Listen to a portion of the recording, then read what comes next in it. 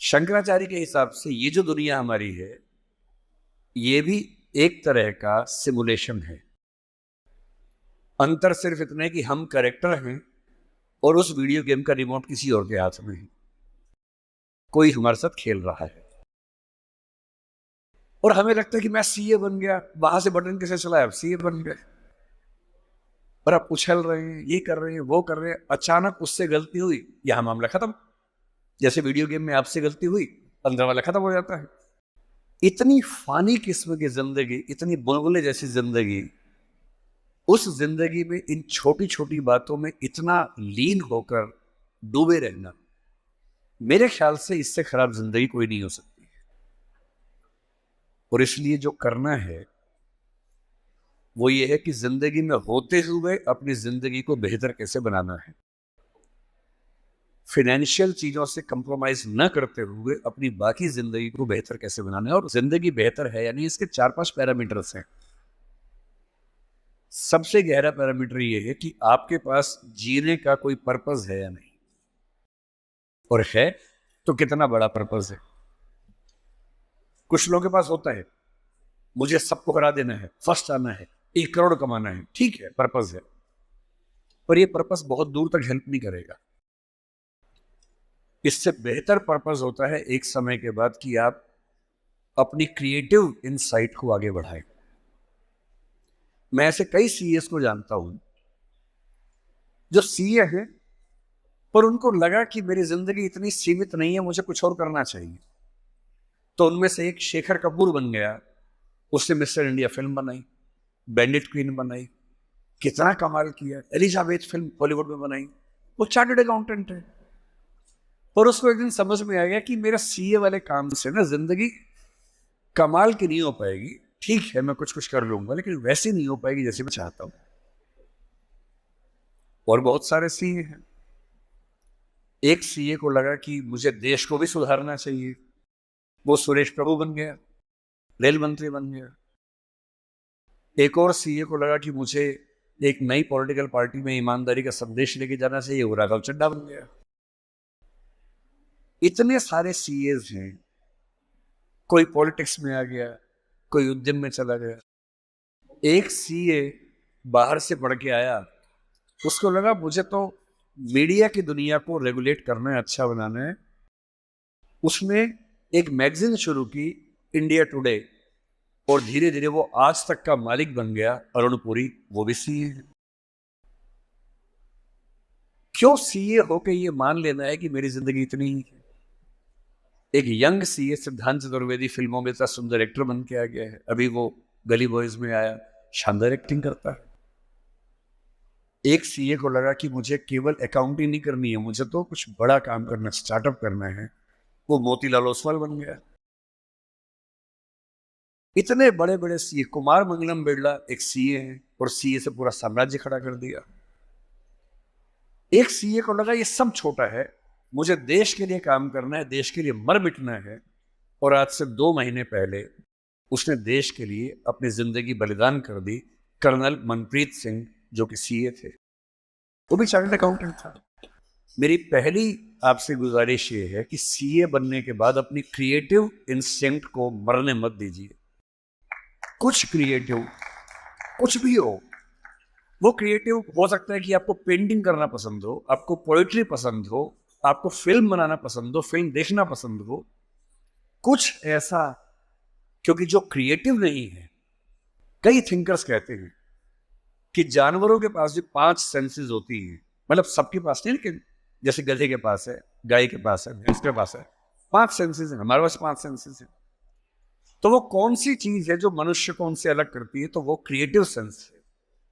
और जिसने अपनी क्रिएटिविटी को ही मार दिया, फिर वो तो एक मशीन है, फिर काहे का इंसान है।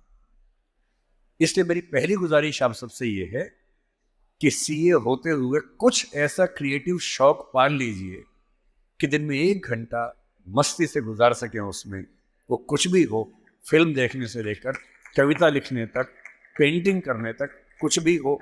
गाना हो, गाना सीखिए, सिंगिंग सीखिए, इस उम्र में सीखिए, तबला बजाना सीखिए, हारमोनियम सीखिए, गिटार सीखिए। कुछ ऐसा जो करते हुए डूब जाने का मन करे, बस कुआं खोदना मत सीखना, उसमें डूब गए तो मुश्किल हो जाएगा। बाकी कुछ भी जिसमें आपको मजा आता हो सीखिए। दूसरा, एक ऐसा पर्पस जीवन में रखा, बेशक इतना सा पर्पस हो, जैसे आपके लिए सबसे आसान क्या है, अपने आसपास 2 4 5 लोगों को सिर्फ इतना समझा दीजिए कि फाइनेंशियल विजडम जीवन में कैसे काम करती है, अपने पैसे का इस्तेमाल कैसे करना है, पैसा कमा के कैसे सेव करना है, कैसे इन्वेस्ट करना है, क्योंकि उस मामले में आपका मुकाबला कोई कर नहीं पाएगा। या अपने घर के आसपास 3 4 गरीब बच्चों की पढ़ाई का खर्चा उठा लीजिए, उनसे हफ्ते में बार मिलते रहिए, और आप पाएंगे आपके चेहरे पर पहले से ज्यादा चमक आनी शुरू हो गई है, और आपको कंपटीशन, परेशानी, वो जो नफरत का माहौल दिन भर होता है, इसको हरा दूं उसको हरा दूं, इस सब से मुक्ति मिलने लगी है, और आप अंदर से एक बेहतर इंसान बनने के प्रोसेस में आ रहे हैं। तीसरी बात, आप कितने भी सफल हो, यदि आपके जीवन में कुछ खास रिश्ते ऐसे नहीं हैं, जिन रिश्तों के साथ, चाहे वो प्रेम का हो, विवाह का हो, भाई का हो, बहन का हो, दोस्त का हो, जिनके साथ आप अपने मन की हर बात खुल के कर लेते हैं, तो आपका फाइनेंशियल अकाउंट चाहे कुछ भी हो, दरअसल आप एक दिवालिया इंसान हैं, बैंकरप्ट इंसान हैं। आपके अकाउंट में कितने जीरो हैं वो काम नहीं आएगा, आपकी जिंदगी का जीरो बहुत बड़ा है। इंसान को इंसान बने रहने के लिए कम से कम 2 3 ऐसे रिश्ते चाहिए होते हैं जहां वो पूरी तरह से सहज होकर रह सके, जहां उसको पर्दा न लगाना पड़े। हम सब दिन भर पर्दे लगाते रहते हैं, खुद को ढकने में लगे रहते हैं। जब भी किसी से बात करते हैं खुद को छिपाते ज्यादा हैं, सामने कम लाते हैं, क्योंकि समाज का उसूल ऐसा होता है। कोई तो ऐसी जगह हो, कोई तो ऐसा इंसान हो जहां आपको पर्दे की जरूरत ना हो, आप खुल के अपने मन की बात, हर बात कह सके। इसलिए मैं अपने जो काउंटर पार्ट्स हैं, चाहे वो सिविल सर्वेंट्स हो, चाहे आप सीए हैं, मैं अक्सर कहता हूं कि जिंदगी की बैलेंस शीट में पैसे के साथ साथ creativity, emotional satisfaction, personal space. Personal space का मतलब ये होता है कि आपका जीवन बहुत सारे लोगों का है, आपके परिवार का है, आपकी कंपनी का है, आपके क्लाइंट का है, सबका है। और अक्सर आप देखेंगे कि आपका जीवन सिर्फ आपका नहीं है, बाकी सबका है। दिन भर ऑफिस में रहे, 24 घंटे मिलते, 8 सोने में गुजर गए, 1 2 घंटे तैयार व्यार होने में चले गए 10। आपकी जॉब कम से कम 8 10 घंटे कम से कम लेती होगी, सीए की जॉब तो बड़ी मुश्किल है, 20 घंटे हो गए। घर पहुंचे, परिवार ने कहा कि हमारा टाइम, पति या पत्नी ने कहा मेरा टाइम, बच्चों ने कहा मेरा टाइम, उनको दिया, सब हो गया, अपने लिए कुछ नहीं बचा। और इसी जद्दोजहद पर एक शायर ने, कृष्ण बिहारी नूर ने, कितनी सुंदर बात लिखी, वो सुन के हिल जाएंगे आप। लगता है कि हम सबकी जिंदगी का स्कैन, एक्सरे निकाल दिया हो। उसने कहा, इतने हिस्सों में बट गया हूं मैं, कंपनी, क्लाइंट, परिवार, बच्चे, स्कूल, ये सारा ठिकाना, इतने हिस्सों में बट गया हूं मैं, मेरे हिस्से में कुछ बचा ही नहीं।